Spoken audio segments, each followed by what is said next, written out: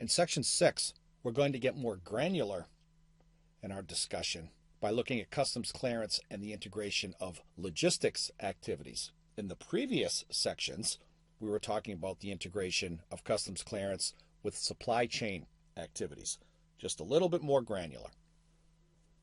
Clearly, upstream supply chain activities can have a tangible impact on customs clearance related matters like classification and valuation, as well as country of origin.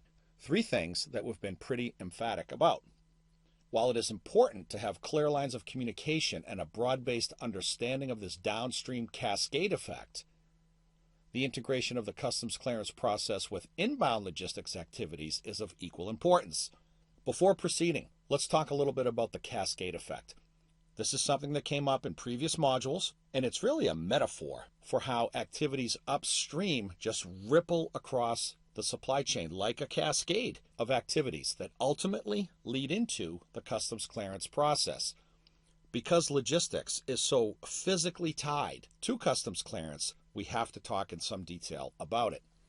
We're going to start our conversation about tying in logistics with customs brokerage by dusting off an old definition presented this time within the very context of that customs clearance procedure. The topic being, of course, integrated logistics. Integrated logistics is a business discipline through which standalone operational activities are linked together in an effort to increase sales, reduce costs, improve efficiencies, rationalize lead times, and optimize inventories. Of course, our objectives of supply chain management. Ideally designed to tie in both internal and external parties, best practices in integrated logistics also create links between other functional disciplines that include sourcing, material requirements planning, purchasing, manufacturing, and sales, thus enhancing the performance of the entire supply chain. We're going to elaborate on a point in just a second, but this idea of both internal and external parties becomes quite important because most logistics services, especially in global trade, are provided to an importer by those third parties. So the information that they provide, the activities that they execute upon, cascade into the customs clearance process. Second paragraph, most often performed by a number of these external third parties, 3PLs as they generally call themselves. Examples of activities that encompass integrated logistics are purchase order management, buyers consolidation, cargo consolidation, main mode of transport, customs clearance, deconsolidation, warehousing and distribution, domestic transportation, kitting and packaging, order fulfillment, last mile, and reverse logistics. All things that we've spoken of in great detail. Buyers consol, cargo consolidation, transload, we spoke of in great detail as well.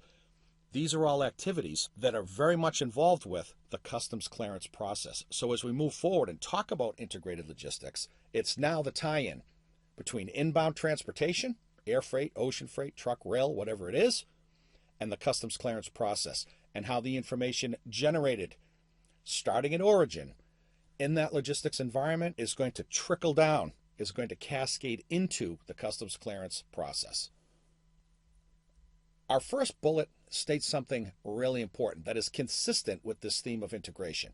The fact that destination customs clearance, meaning customs clearance in the U.S., is at the tail end of an import supply chain means that most, not all, but most of the inputs that go into an entry are born of upstream logistics activities. And we're talking about how the vendor works with the freight forwarder at origin to make bookings, to spot containers, to get bill of lading numbers, to prepare transport documents, to deliver goods to a port at origin, to engage in the main mode of transport, and use all of that information to aid in the customs clearance process in the United States. As we said in this bullet point, most of the inputs, meaning the sources of information upon which customs clearance depends, are going to come from these upstream activities. Not all of them, but many, if not most of them.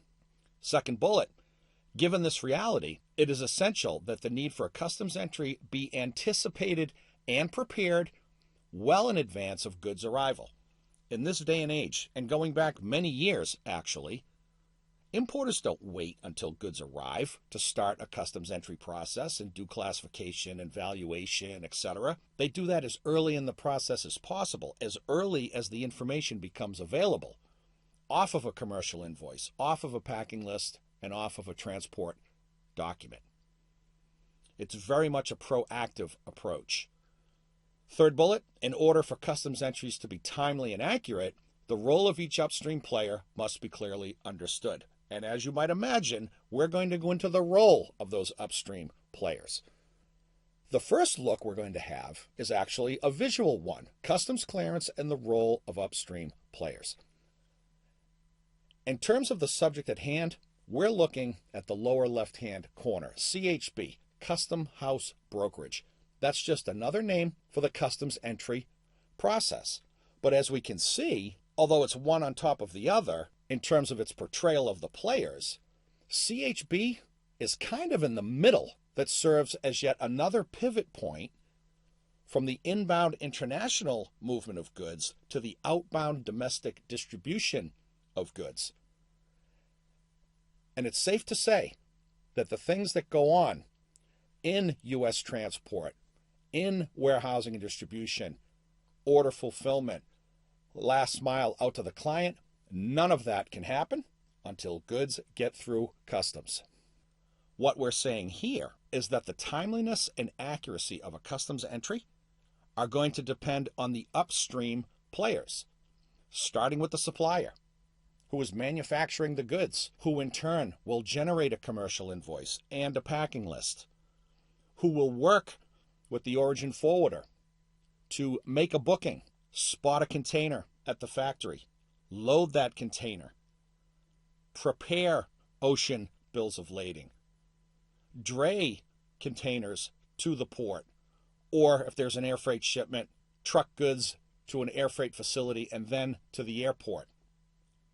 While that is going on, the customs broker or the importer of record, if they choose to do their own entries, should be gaining access to that information well in advance of goods arrival and start preparing the customs entry, looking at quantities, looking at product description, value, currency of purchase, bill of lading number, container number, on and on and on, so that the entry can be done before the goods arrive. We're going to talk about each one of these players.